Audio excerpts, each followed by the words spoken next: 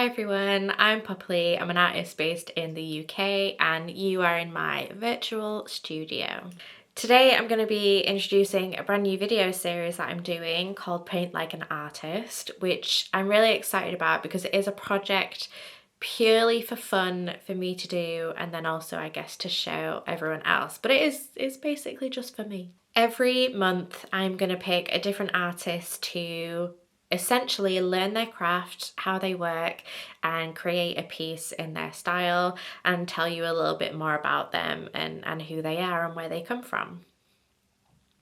The first artist that I've picked is David Hockney, and I've picked Hockney because he's from Bradford, which is my neighbouring city, so everybody around Yorkshire is very familiar with Hockney and his work, and I know that he's obviously very famous around the world as well, but it felt nice to pick an artist from nearby, from my home. I also went to see an exhibition of his work recently, which was at Factory International Aviva Studios in Manchester, which was an incredible experience. It's called Bigger and Closer, Not Smaller and Further Away. I do believe it was in London first and it's just come to Manchester a few months ago, and it's an incredibly immersive experience. I had such a soothing time sitting in this space and just being engulfed by David Hockney's work. I highly recommend it if anybody is nearby or sees it go up anywhere that's local to them. It was a really fun time, and honestly I could have stayed in there for another hour or two, I think, just experiencing it over and over again. So yeah, because of that, I have been very obsessed and focused on the idea of David Hockney, and I really wanted to explore more of his art styles because they are so vastly different from mine, that it would be like a really new learning experience for me as well. So I think I'm actually going to do two separate episodes for Hockney because there were two parts of this exhibition in particular, because it looked at his whole career of work and all the different avenues that he went down. There were two in particular that really just stood out to me. And the first is his photography, painting, photo, collage work, which I'll show you now as well. And what stood out to me so much was how impressive the use of perspective is. I think because I'm a very, I guess, traditionally figurative painter, I like the form and I like to try and represent what I see in front of me. I very rarely do anything abstract or more adventurous in my own creations. I'm not a realist painter. I'm definitely more of a contemporary style artist, but I like to be exploring something directly in front of me and putting it down as I see it. But what I like so much about Hockney's work is that perspective is the tool that he plays with, and it's such an interesting way to work. So I'm definitely going to be starting with the photography, painting, photo collaging style, and that's where we're going to kick off with today. But I wanted to show you some of his other works as well, and works that are probably very famous, but I feel obviously because he is a locally revered artist as well, very familiar with his work and have been for a long time, so it's nice to start close to home.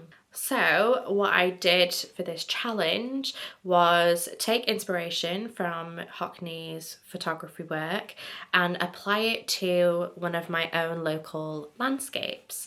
So I went to the Hollies in Meanwood, which is one of my favourite green spaces, and it is just absolutely gorgeous. It is like getting lost in a fairy glen or just a fairy tale woodland area. There are loads and loads and loads of rhododendron trees, and if you know anything about their branches and the way that the trunks grow, they weave and create these really beautiful swirling shapes. So even like in winter as it is now, they are beautiful in the landscape without any flowers because the branches just create this gorgeous fairy tale atmosphere. Now I'm going to show you what I did and what I got up to. So I've made it to the Hollies in Meanwood Park. I'm going to walk down into the woods and just see if I find a good spot for this piece of artwork. And I will take you with me and show you where I end up and show you around the Hollies, which is in my beautiful local park. I think I want somewhere covered in trees, maybe lots of rhododendron trees in the background because of all their beautiful kind of weaving branches and trunks. So I'm just walking along one of the paths down from the main road and just trying to find like the best spot to photograph.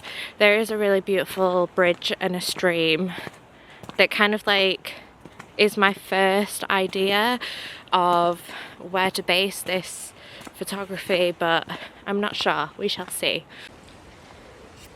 I feel like this is a really good location. I think I'd get like all the trees over here, this beautiful pathway and that little stone bridge.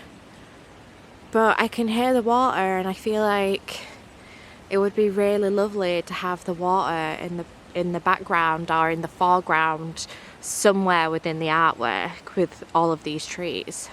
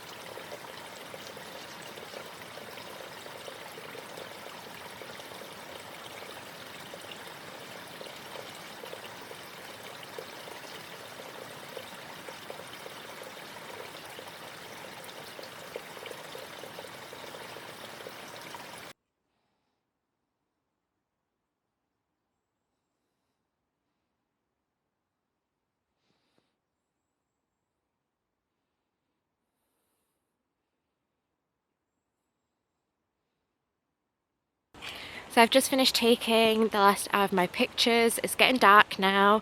I did have to use the flash on my camera, so I'm hoping that the pictures have come out all right.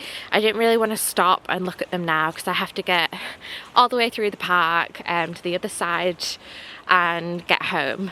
And yeah, I'm pretty happy with them. I decided to walk back to that cross section in the woodland paths under the trees after taking some pictures by the water, because I just felt like I couldn't get close enough to any of the water or the trees or the rocks or anything because of the very appropriate fences. So I've taken some in the woods as well. And I am really excited to see how they turn out. I'm going to head home now. It is getting dark. I don't even know if you can tell on the camera, but it's getting dark, so I'm going to head back and see what I put together. Okay, welcome to my very chaotic and tiny home studio. I actually share half of a box room with my partner, which is fine, except when both of us are on a meeting or a call and we can't do it at the same time. So I'm just looking through all the pictures I took, and I'm going to upload them all to my laptop and start knitting them together. So I just wanted to talk you through like the different stages. I have no idea how these pictures are going to turn out, purely because it had started getting dark when I was doing the pictures, so I had my flash on my camera. I can do a lot of cleaning up in Photoshop afterwards, so I'm not too worried about the lighting and the colour because I can edit that, but I want to make sure that the composition is there and that it's not totally shit, basically. So I took 204 pictures in total, which I don't feel like is very many, and based on the artwork that I am inspired by, I'm not sure how it's going to look perspective wise. And for me, I think what I'm going to find the most difficult about doing the perspective is that part of the work that I do is editing artwork and images so that the perspective isn't janky and off and wrong. So I'm gonna have to just reconcile that and just play around with it and treat it like the fun exercise that it is. But I just wanted to let you know like what's going through my brain while I think about doing this. Okay, so I've just put down my first set of pictures and I'm already having a really fun time. So I kind of, out of the 200 photographs I took, I'm not choosing which ones I work with. I'm going to try and use all of them. But I've used 26 so far, about 25, 26. And I've just started to basically collage and build the different parts together. So like there was this one big massive tree that I wanted to be like the middle of the image. And I'm trying to like fit it together, and obviously the different photographs, I'm not resizing any of the pictures. All of the images are going to be untouched, so like not cropped at all. And also I'm not going to like change the size of any of them, if you know what I mean. So like all the pictures are going to be the same dimensions. They're going to be intact, like literally taken on my phone. That's the picture, which is interesting because like there's parts, and you'll be able to see on the screen recording that I've done where the rocks are broken, but because I've put so many pictures together they look bigger. It really does mess with perspective in an interesting way, and I hope you enjoy watching it as much as I'm enjoying putting this together. I don't know, because I did quite a wide landscape shot, you know, it was 200 pictures. I'm intrigued to see how it all fits together and if there's a way that I can readjust the setting to make it a unique place, because I really like the fairy tale-esque woodlandy aspect to the landscape that I was in. So that's what I'm interested in doing. I think I'm going to try and merge the ground together from the different areas and maybe increase the height of the sky, because I took lots of pictures of the tree canopies and the sky behind it as it was getting darker. It's beautiful. So I'm gonna play around with it and see how it's gonna go. Basically, I have no idea how it's gonna look. which is exciting. So let's see what I work on next. I'm working on a standard A size canvas because I wasn't sure how big I would need it to be, and something quite nice about Illustrator obviously is that when you're working on a board you can resize and reshape it however you need to.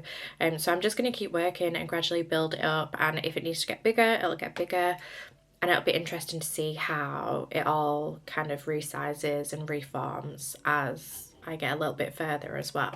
So I decided to record my screen for a little bit while I was working on it. I didn't record the whole thing because it did take me some time, and I didn't want you to just be sitting there watching me resize and drop and adjust files for a good 15 minutes. So here is what it looked like after I had the first batch of pictures dropped in. I decided to work in like around 30 to 40 images at a time, just so that I could look at them clearly and figure out where I was going with it all. Like I said, I started with this gorgeous tree right in the center. I knew that I wanted it to be the center image of the art piece, but I think I decided as I was working on it that I would move around some of the elements in the photographs. Obviously, the landscape itself is static. Like it is a really beautiful place, and I wish that I had taken a photo to show you what it looked like. But if you look back in the video, you'll see kind of what it kind of looked like in the park as a whole. It's a really beautiful space. But because I took such wide references of the space, I decided that I was going to not stick to it as loyally as I could do if it was meant to be a static photograph.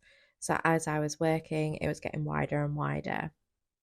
And then I decided to kind of change where some parts of the ground were going to be, the sky, the canopies. I kind of, instead of it being a wider shot, I grouped them all in one area, which is what you can see me working on here as well.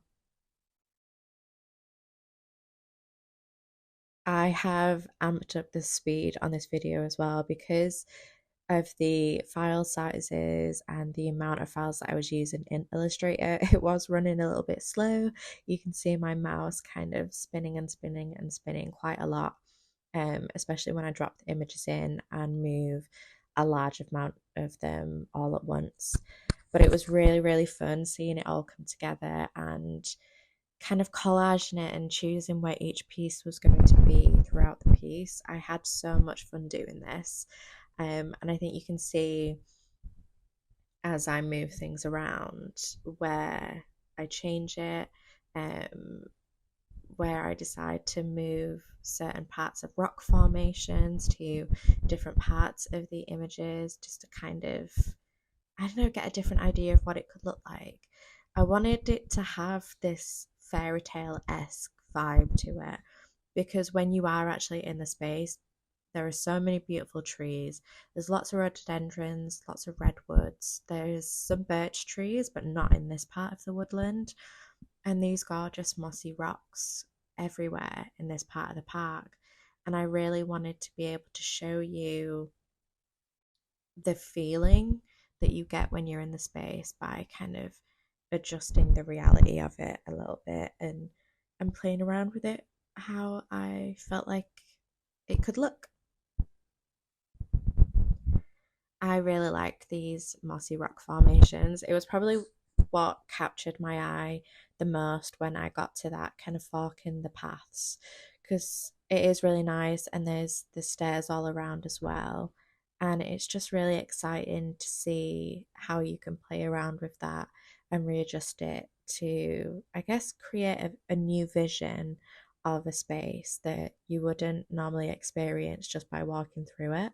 And I love being in green spaces. I always feel like it ties me to a lot of the folklore and the history of the land. Obviously, in the UK, there's a massive amount of folklore around our green spaces, lots of local lore as well, which you might not necessarily know about. Or even if you go to a lot of these green spaces, you might not know the history of them.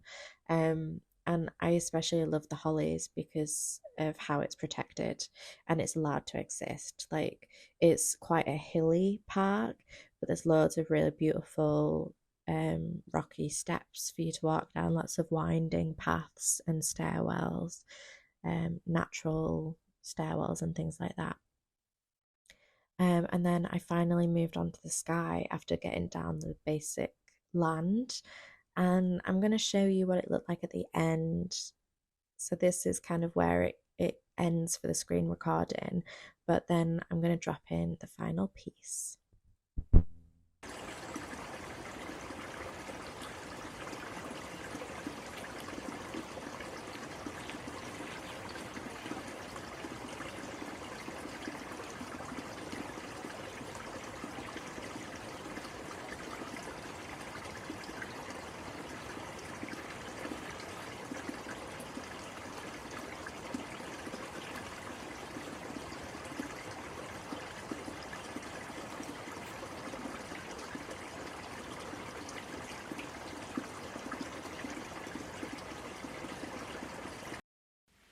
I am so glad to be able to show you what I did for this challenge. I had an amazing time. It was so much fun sitting there and playing around with all the different photographs that I took, and I really hope you took something from it as well and decide to go out and do your own Hockney-esque piece of artwork. I have included all the details of the artwork that I've shown you of Hockneys in the description below. I've also put a link to the exhibition in Manchester, just in case anybody watching this is nearby or wants to see if it goes anywhere else. I'm not sure if it's on the road or where it's going to go, but at least you can have a look and see what it was like. It is Bradford 2025 as well, which is the year of culture, and I know that there are quite a few different Hockney experiences going on. Obviously Salt's Mill in Saltaire has one of the largest Hockney collections in the world, and I know that they're planning to do things. So yeah, let's celebrate Hockney this year and see how much of it comes to life. Thank you so much for watching. I can't wait for you to come back for my next video. Bye.